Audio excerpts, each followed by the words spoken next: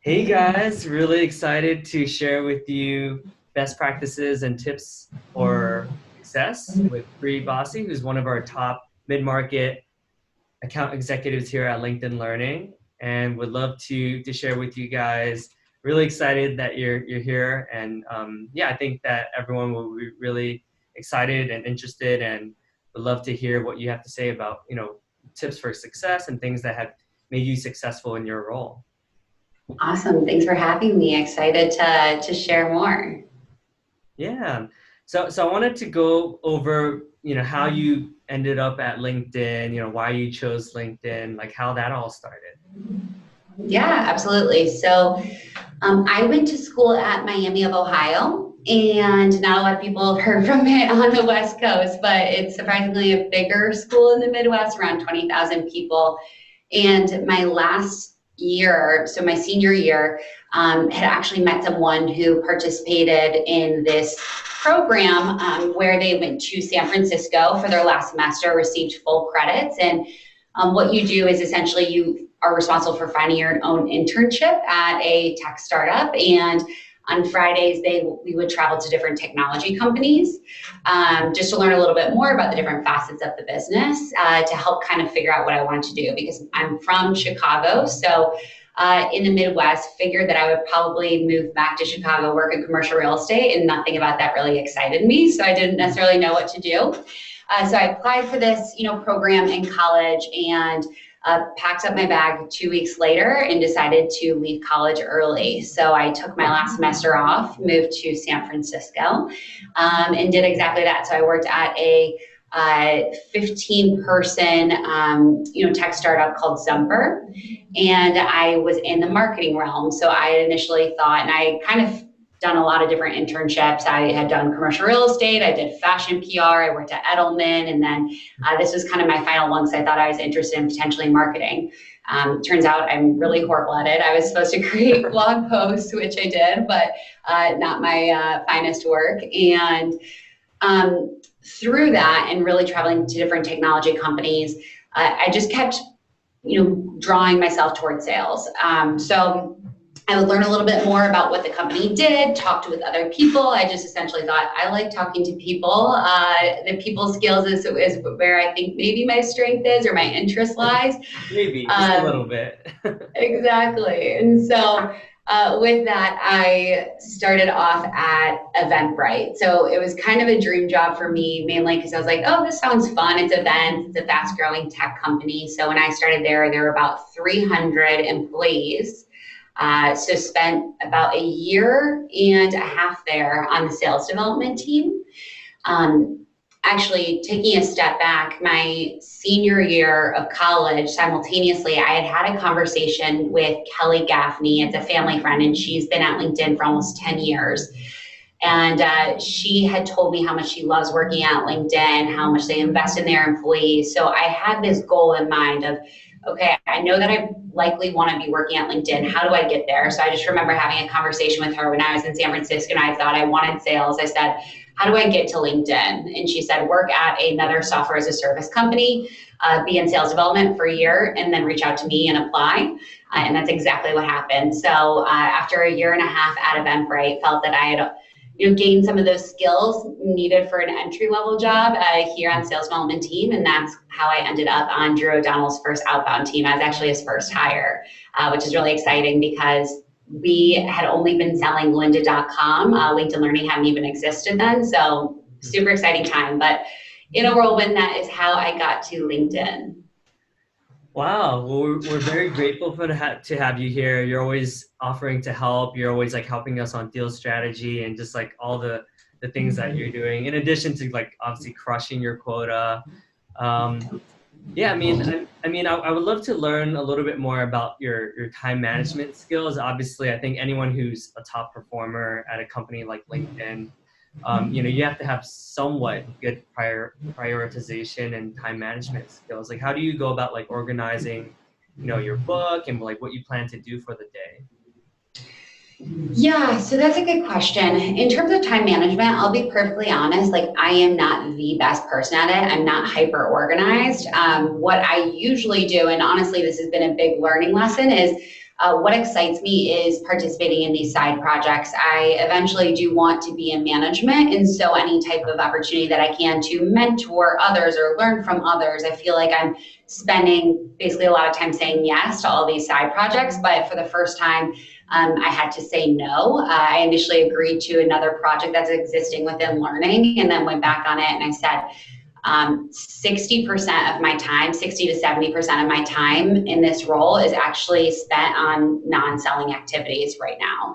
And as a result, I've started to notice it within my pipeline because I'm saying yes to too many of those opportunities. So kind of simultaneously or within that same thought, I've been thinking a lot about, and I always have, is what I'm doing for the day, is it revenue driving? So what I essentially do every day is I create a list of things that I need to get done. I have the need to get done and then the like to get done. And from there, I rank it. And then I also consider what will actually have the biggest impact on my number. And so that's how I prioritize it. I essentially have a running list of the follow ups I need to do, the number of companies I want to prospect into. So I take all of that into consideration and make sure that, like, before I'm leaving for the day, leaving for the week, that I feel like I'm in a good spot. With that in mind, like when I'm talking about the selling, activities, I would say is I wish that I was more structured. I wish I said that, I reach out to 15 accounts a day, but that'd be lying. I just always know that if I am not on calls, I need to be prospecting. And then I'll sometimes have multiple calls and I'll not prospect for 2 weeks. So I would say in terms of that, I'm not the most consistent, but I make sure that the job gets done. So I don't have like a typical schedule for that. So I am a little bit inconsistent, but I'm always keeping, mind of what I'm spending my time on. Yeah, actually, that's a good takeaway. If I could summarize like the one big thing I've gotten from our conversations is, and I tell KP all the time, my manager who used to be your manager before you were promoted, um, is like, I was like, oh yeah, I spoke to Bree, and I think like I'm spending my time on like these opportunities that aren't really yielding that much revenue, and I honestly I should cut down and just like cut them out and prioritize on deals that actually that is probably more worth my time. And honestly, like that's been like a huge takeaway that actually has been helping me a lot in more recent last few weeks. So thank you for that. Yeah, absolutely. I'm happy to hear that. I think that in sales, there's a lot of noise based on what you want to be doing, even outside of your like selling, job. But then even within that role, one thing that I do think has set me apart is I have a really good gut instinct of who's going to close and who's not, and who's worth my time, and who I could probably get away sending some information and following up at another date. So I think it's really important to help build that muscle, because if you can do that, you can have a really great work-life balance, which I'm fortunate enough to say that I do. I take a lot of vacation, but I think that it is all about like time management and making sure that if you're present, that you're focusing on the right activities. Hmm. That's a good point. I do think there's a myth that you have to, in order to be a top performer, you kind of have to sacrifice everything else, whether that be family or extracurriculars or travel in your case. What advice would you give to people that currently have that mentality that, maybe they are a top 10 performer, but because of that, they've sacrificed like many other things in their life, whether it be health or well-being or whatever it is. Yeah, absolutely. And I will be the first one to say, like, I absolutely take a lot of time off. I think it's imperative. It's also part of the reason of what motivates me. Like, I love traveling and I love that, if I'm doing well, I not only feel like I could take the time off, but I have the money to do so. So I guess my advice would be is just make sure that, you're setting yourself up like before you leave and you're preparing for that. And so I think a lot of time, it depends how you want to spend your time. A lot of people, when they're at LinkedIn, it's so easy to get caught up in games or going to meet for coffee chats or, going on, even just like Facebook or LinkedIn. Like there's so much, again, noise. I will say is when I'm here, I try and be 110% present. And so I think it doesn't matter like how long it takes, for us to get the job done, what days we're in, what days we're not. I think it's all about like being able to create your own schedule, but making sure that what you need to get done to be in a good place is done. So again, I think it's just being very thoughtful about how you use your time based on what you're interested in. Yeah, okay. That's good advice. So just to recap, like so far, it sounds like being 110% present and focusing on the right activities is really important. And then also like digging deep into like, all right, out of all the stuff that I'm doing, like what's actually adding onto the revenue generating activities instead of just doing things for the sake of doing things, right? So just having much more intentionality over things like that. Yeah, absolutely. And I will say, just to that point, I think that the other stuff matters too. Like, I love coffee chats and I love spending time with people. I'm just very thoughtful about how I use it. So, am I always doing revenue generating activities? Absolutely not. Like, I do have half of my list that includes things that aren't on that list. I just make sure that I'm prioritizing more time towards what will get me to my number, because if I'm not focusing on that piece, then I won't be able to focus on the latter half. Yeah, that's a good point. I do think in general, we get pulled into so many different directions, right? Whether it's like someone else wants us to do something or someone has a question for us that, we should get back to them eventually. And it's like, okay, like you'll do that, but first, first priority is like, hey, like these are the things that I need to get before I like answer these like questions or whatever it is, right? Other projects. Absolutely. Okay. No, that's helpful. So on a different note, I know our mutual connections, KP, she's always like, yeah, talk to Bree, talk to Bree. Would love to like hear your thoughts on what makes KP such an awesome manager. I absolutely love her. I think she's like such a tremendous coach, but would love to hear like some of the things you've learned from, work partnering with her and, just like having a consistent communication with her. Yeah, absolutely. I mean, anyone who meets Carter Perk has the exact same sentiment. Like, who wouldn't want to be in her presence? She's compassionate, she's driven, she's thoughtful, she's direct.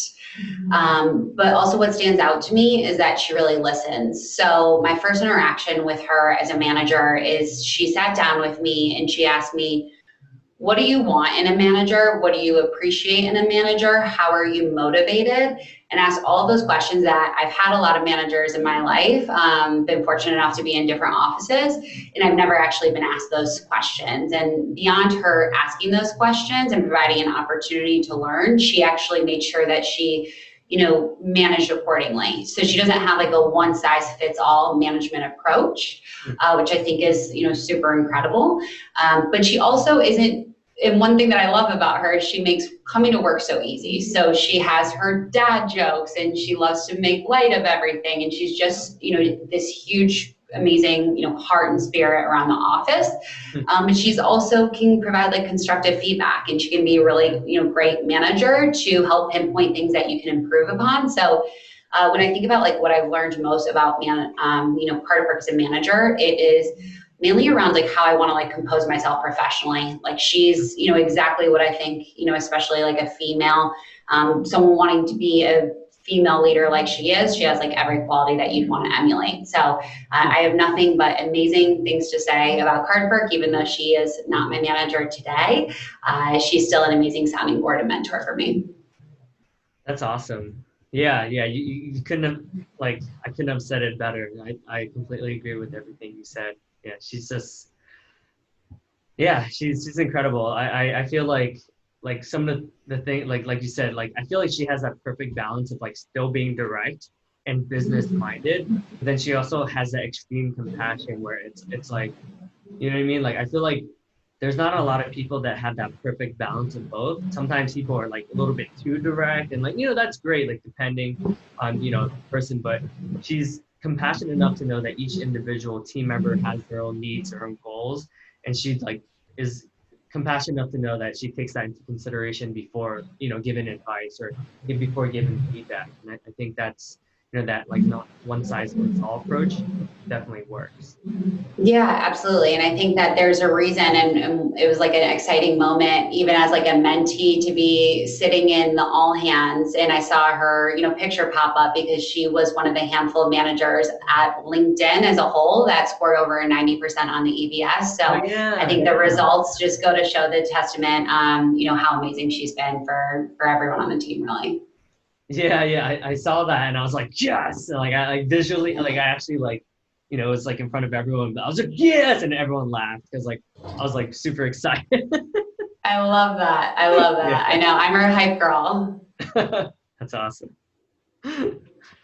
Yeah, no, so I appreciate you sharing like some of the tips, for success. I think one of the things like that stand out to me, and I tell every single person to listen to Gong calls. And for those of you who aren't as familiar with Gong, it's we record our sales calls so that we can see like how we can improve and so I actually all the new hires like they always ask like, hey, do you know any good Gong calls? So I always send them your calls. I And then love that. everyone's Thank like, you. It's funny. I remember there are a couple times, and the nice thing is I am from Chicago, used to live in New York, so I make it a huge focus to go out to the different offices frequently.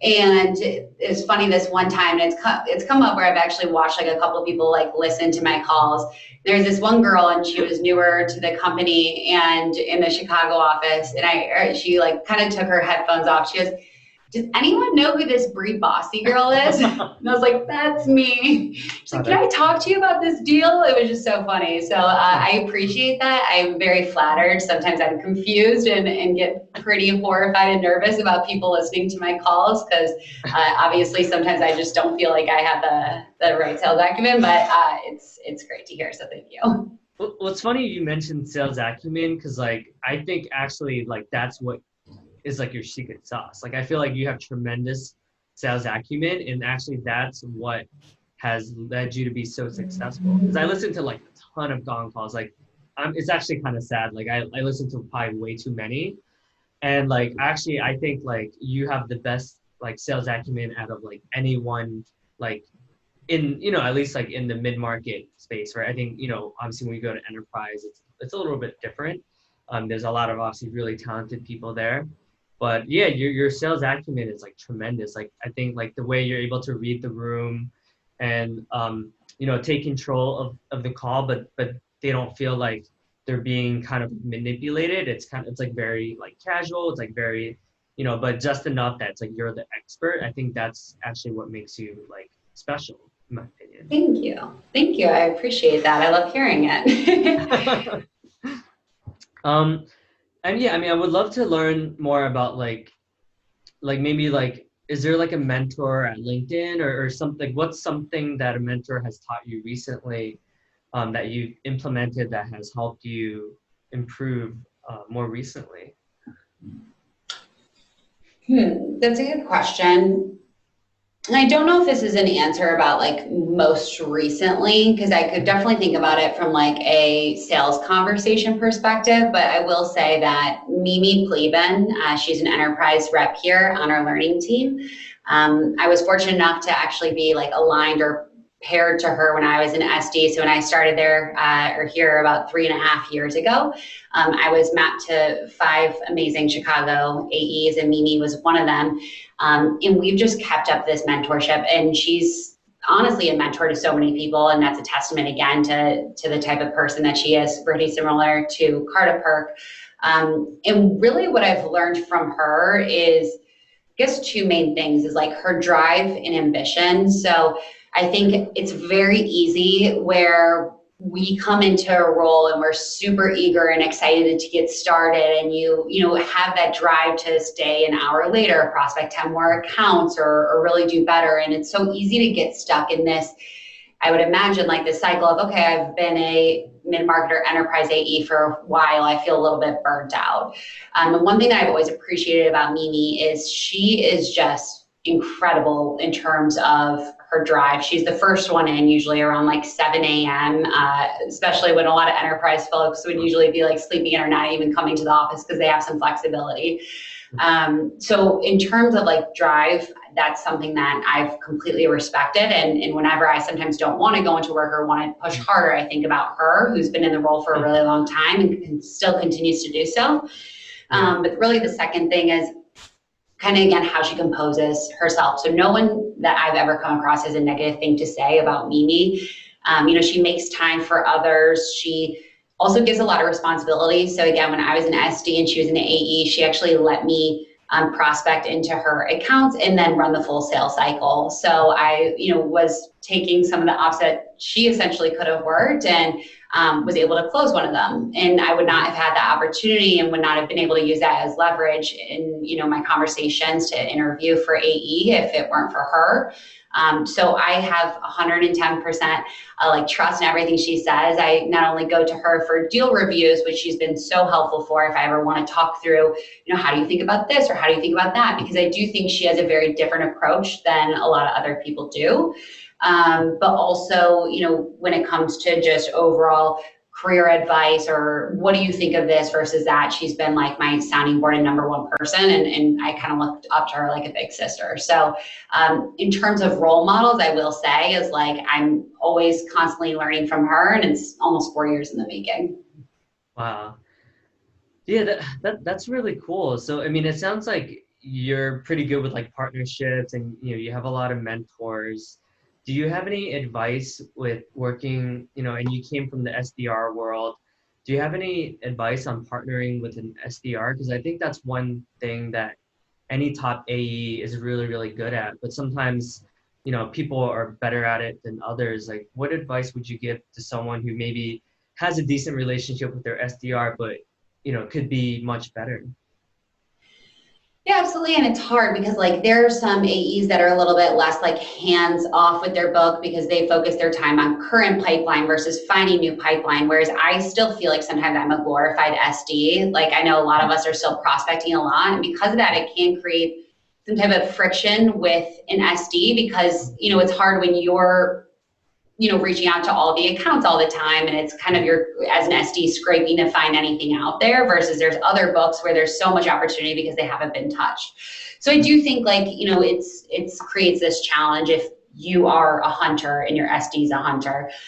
With that said, like, I think it all comes to communication and wanting to like, very similarly how I felt with Mimi is she extended herself to make herself 110% available, but then also helped me get to what my goal was. And she was instrumental in terms of me actually getting promoted to AE. She sat down with me and provided different decks that I could use and interview questions and also emailed managers when I was interviewing. And so I kind of think of it in the same framework when I partner with SDs as half of my conversations around their own career development. Who can I be connecting them with? How am I helping them reach their goals? What objections are they hearing on the phone? So a lot of it is probably based on that. So I try and be like a good partner mentor to them. But then, of course, you do want to provide some of that strategy. So making sure that you guys have an open line of communication and that you guys know when you leave a conversation, who's working on what do you both expect to be done? So I think that for me, especially coming from the SD world, I hated when I felt like I was below them versus like supporting them, like and really feeling like equals. And I 100% feel that way about my SD. They are my equal. They are, imperative to my success. And so I think that you can kind of weed out which AEs are, have that tendency, and you really want to hone in on creating that great relationship. That's a good point. It sounds like you take that approach, like even with clients where you're like, all right, well, let's take a step back. Let's learn more about your objectives, your goals, what you care about before I start like pitching things, right? It sounds like you Mhm. carry that into your sales process as well. Yeah, absolutely. I know. I feel like I sometimes will enter in a meeting with like internal people and I will try and like own it on accident. I'm so not used to just like sitting back and letting someone else own an agenda. I'm like, this is what we're going to get out of today. What do you want to get out of it today? So I definitely have taken a similar approach with internal meetings and client meetings. Yeah, I honestly, like, I think that's something that I know, like, I can improve a lot more on. That's like something that, KP and I have talked about, like, hey, like, practice that more. So what advice would you give to people that are, let's just say like people that are like super nice people, right? That have a little bit more trouble being a little bit more assertive, right? I feel like you have that perfect balance of like you're super nice, like you can be super nice, but then you're also like, hey, I'm an expert, like I got this, like you can trust me.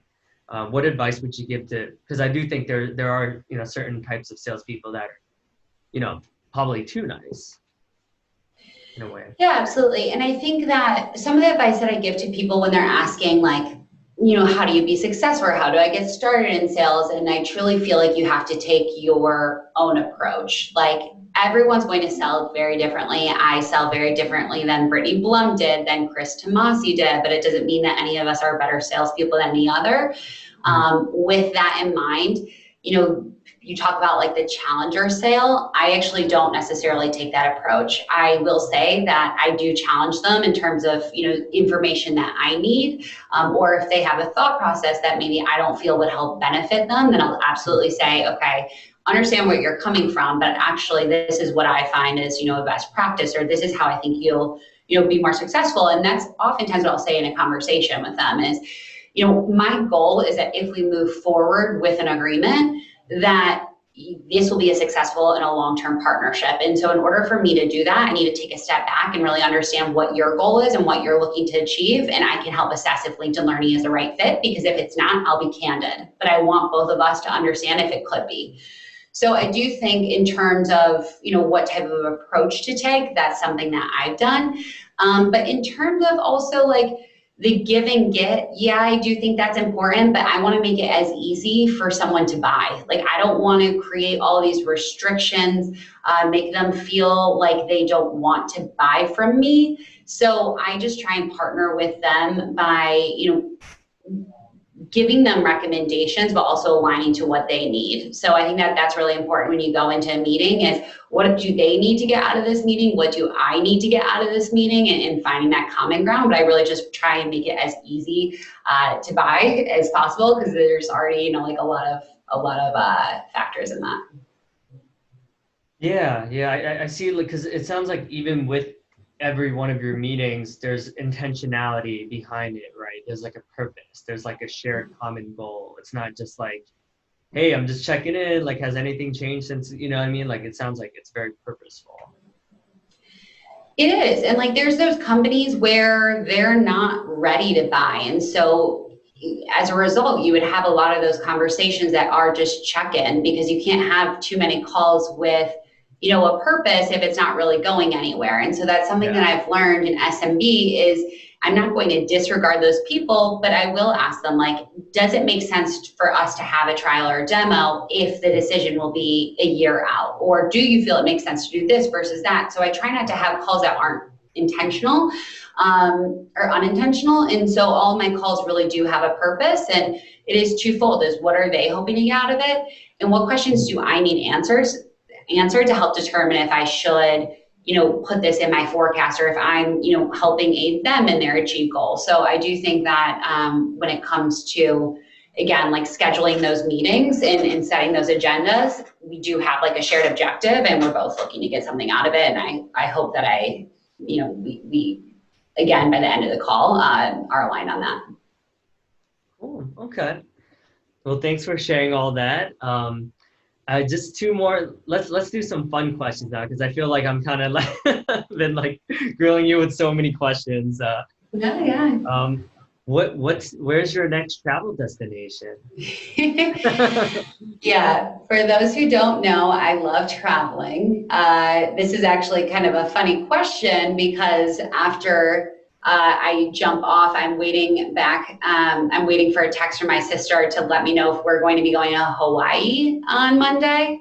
So it'll only be a few days away. She texted me yesterday just saying, do you want to go to Hawaii next week? Because she's in between her next job, and I might take the opportunity to work from beach. So Nice. if Hawaii doesn't take place, I will be going to Chicago for like a wedding shower, and then I'm going to San Diego in early March. Oh, I'm going to Miami, Florida, end of February for a bachelorette party, and then San Diego early March for a music festival. Nice. That's awesome. Yeah. That's So fun. you asked for one place and I gave you five, all No, taking place that those are all within a fun. month. It's all fun. It sounds like a lot of beaches, a lot of, having fun with your friends, and yeah, it sounds all like That's a great cool. time. And the I last, always want to pretend I'm living in summer, so I just travel to places that have that in the winter.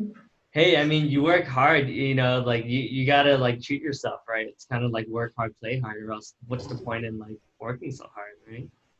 There you go. If I don't hit quota, I'll say Davidson told me that I had the right away. Uh, that's awesome.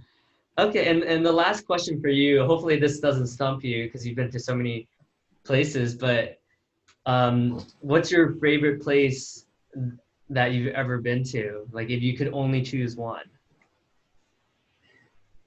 Honestly, Bali. Oh, So I had the amazing opportunity to go to our sales club this year, which took place in Bali because it was a result of 18 months versus 12. So typically it's in some place like Mexico, but this was budget for 2 years. So they, really went crazy and did Bali.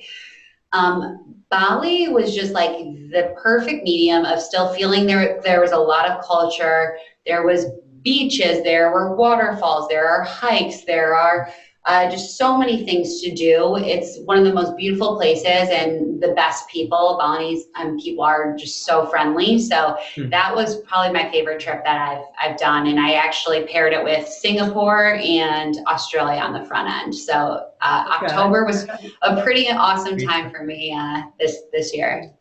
Wow. Well, thank you so much, Bree. Not only did we learn about, like I feel like sales processes, mindset, having great mentors, how to partner, but I feel like you've inspired us to, like figure out like our why we're working so hard, why we're in sales. And I feel like knowing that it's like, all right, well, this I get to travel and experience the world and kind of be able to live like an awesome life. Like I feel like that's such a great why. So thank you so much for sharing your gifts with the world. And I have no doubt you'll be an amazing manager because of all the things you shared with us. Oh, amazing. Well, thank you so much, Davidson. I appreciate your thoughtful questions and thanks for having me today. Yeah, no problem.